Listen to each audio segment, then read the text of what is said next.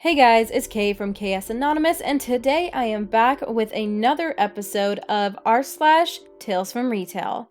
Another post reminded me of an oldie but goodie. Years ago, I worked at a convenience store/gas station. We sold typical convenience store items, including beer and cigarettes. A young woman comes in one day and asks for a pack of smokes. She looks about my age, 19, so I ask for ID just in case. She doesn't have it, so I have to decline the sale. She's polite and friendly and simply says it's okay and leaves. She is parked right in front of the store, so I can clearly see her get into a car and an older woman, OW, get out of the same car and come in. OW asks for the same cigarettes. I tell her I'm sorry, but I saw that they were together and could not make the sale as I knew the cigarettes were for the young woman. She completely goes off on me. It's been years, so I don't remember exactly, but she was ranting at me about how her daughter is old enough and it shouldn't matter anyways because she, OW, is purchasing them now. I do what I always do, politely explain that I'm sorry, but it is the law. I cannot legally sell to anyone if I have even the smallest reason to believe that they may be purchasing for a minor. If her daughter would like to come back with some ID, I will gladly sell to her. But the woman isn't having it at all. She rants some more and ends it by telling me her husband is a police officer and I'll be sorry because she's going to tell him all about this. Finally, she leaves and I try to puzzle out exactly why I should fear a police officer if I'm following the law. The funny part? A few hours later, a cop walks in. He asks if I was the cashier who handled the above situation, and I confirm I indeed was. So he apologizes profusely for his wife's behavior and commends me on doing a good job. I only wish she had been there so I could see the look on her face. Also, the daughter did come back with ID another day. She was never even upset, so I'm not sure why the mom lost it like that. Honestly, I think it was pretty cool of the husband to come in and apologize after having his wife threaten some random person for keeping to the law. So kudos to the dad for coming and being awesome and commending the person for doing their job. Maybe the mom was just having a bad day. I don't know. I work in a post office that's connected to a drugstore, and one of the things we have to do daily is file, store, and hand out packages and letters to customers. Now, of course, we need to check ID before giving out parcels for obvious privacy reasons, but a lot of people don't seem to understand that. On the daily, I have to turn down people that come to pick things up without ID, and they're never happy about it. The most ridiculous incident, however, happened a few months ago. So this lady came to pick up an envelope containing sensitive and personal information, and as she handed me the delivery notice card, I asked to see her ID. She looks at me like I had 3 heads, and the conversation went like this. C stands for customer. Me. Hi there, just picking up something today? C. Yeah. She hands me the card. Me. Sounds good. Did you bring any ID with you? C. Huh? Me. ID? I just need to see it to verify. Why the heck would I need ID? Me. Well, I need to see it to verify that this is for you. It's just to make sure that I'm not giving out personal information to the wrong people. C. Well, I'm standing right here. That's my name on the card. Me. I understand that, but... She scoffs and rolls her eyes at me, then starts speaking in a really sarcastic, degrading tone. Here, how about I show you my Facebook and then you give me my letter? That way we're both happy. She pulls out her phone and pulls up her Facebook profile. Me. I'm sorry, but that's not going to work. I need government-issued ID. C. This is so stupid. It's just a letter. Why can't you just give it to me? Me. I get that it's frustrating, but like I said, I can't just give out sensitive information. She then grabs the card back and slams her hand on my till before storming off, cussing me out under her breath. I honestly don't understand people who don't carry ID with them, especially when the card says specifically that you need it with you. Things like this happen almost daily, but I just thought I'd share this one since it's definitely one of the more interesting encounters I've had working there. Yeah, that's one thing I don't understand is why people don't have ID on them all the time. I feel like that's just one of those things you need, especially a lot of these people are driving. Okay, so as any story goes, you all need some backstory. There was a guy that frequented the grocery store I worked at. About once a week, he would come to pick up the essentials, only a basket's worth. He did this regularly, so I got to know of him and his service dog pretty well. I cannot say for sure why he had a service dog because I was polite and never asked why he has a service dog. The only question I ever asked was what his dog's name was and how old he was. His name was Boomer and he was 8 years old. He was a bloodhound mix from the looks of him. He had had his service dog since he was a puppy. Since he only gets a basket's worth of items, he typically would just lay the leash over his service dog while he would grab certain items throughout the store. Those are the basic facts. My speculation on why he had his service dog was due to his anxiety. He was a very on-edge person and just came off extremely anxious. He was a super cool guy, and his dog was amazing, always standing by his side as he walked through the store and standing right at his side as he would check out. So now brings us to the tale.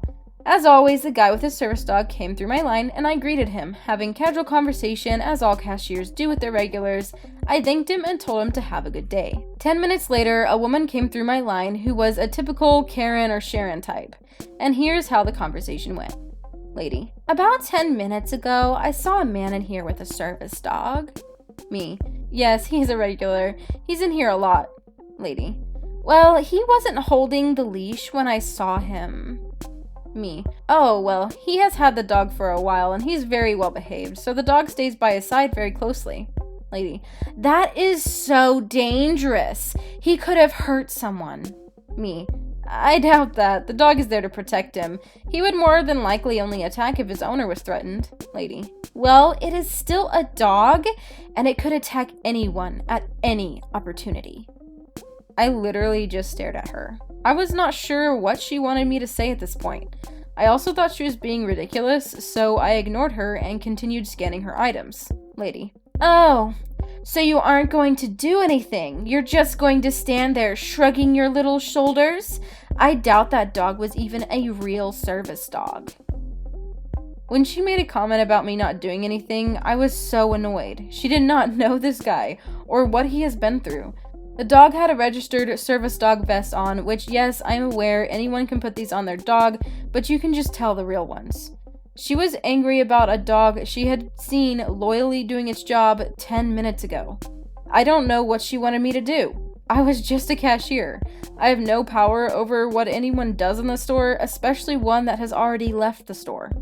After continuing to ignore her rude comments and accusations, she said, I want to speak to your manager. Me: no problem, ma'am, let me call him up. I paged the manager over the PA system, and after our transaction, I told her to go stand to the side and he would be right up. 5 minutes later, the main manager at the time came up to me and asked what I needed. I pointed to the woman and said that lady would like to speak to you about something. Since they were out of earshot, I could not hear the conversation, but when I would look over, I saw her point over at me a couple times, which I could only assume she was blaming me for the whole situation. My manager finished the conversation with her, and she walked out of the store. I expected him to come up to me and give me the talk. We all know the one after a customer complains. All he did was look at me, shrug his shoulders, smile at me, and walk back to his office. Dang, I miss that job sometimes. Yeah, I don't know why this lady's so mad about a guy and a service dog when they haven't done anything wrong, and like they've pointed out, he's already left the store. He has a right to be there. 1, the dog didn't cause any problems, and 2, what are they gonna do about it? So this one time, this guy comes up to the service counter to return a pair of shorts he bought. I ask him what the reason for the return was, and he laughs and replies, well, my wife says they make me look like an overstuffed sausage, so I need the next size up. I laugh with him and tell him to go get his new pair. He comes back a couple minutes later with his new shorts. I scan the receipt, scan the tag for the old shorts, and then scan the new ones. And they're the same ones. The SKUs are identical, same color, style, and most importantly, size. I say to the customer, sir, I think you got confused. You got the same size again. He just waves his hand and nonchalantly replies, oh, I know. These ones look bigger on the hanger. They'll fit. Confused, I asked if he tried them on. He says no, but he's positive they'll fit. These 2 pairs of shorts do not look even a little different to me. I have them stacked on top of each other. They line up perfectly. I point to the fitting room that is completely visible from the service desk and no more than 25 feet away and ask if he just wants to make sure so he doesn't have to waste another trip if they don't work out for him. He cheerfully repeats himself that they look bigger, so he's confident they fit. I just shrug and proceed with the exchange, and he left happy as a lark. guess who was back a couple days later? This one cracks me up because I don't understand how this makes sense, but he was just a nice guy and really thought they would somehow fit better. I know some guys just don't like to try things on in store, but at the same time, like, he should have known that he had to get a size up. And to end this video, we're gonna do one last very short story. It's just very positive and sweet, so I decided I'd add it in at the end here. One time a dad came up to my till with a trampoline on a trolley cart thing. No big deal. But then I noticed his two little girls wearing literally the cutest, fluffiest pink dresses. Those girls were breathless because of how excited they were and kept jumping up and down saying, "Oh my gosh, thank you, Dad! Thank you so much! I love you! Thank you, Dad!" The dad didn't really say much, but he just smiled and nodded. I don't know why, but that just made my whole day. Those girls were so grateful and excited. I guess it kind of reminded me of my dad, because he's not a very talkative type of guy either, but he's really amazing, even though he never bought me a trampoline because they are dangerous. I hope those girls are still enjoying their trampoline. I could tell they have a great dad. And that's going to end today's video. I hope you enjoyed it. If you did, go ahead and drop a like, and let me know your thoughts in the comments below. I'll see you in my next video. Bye!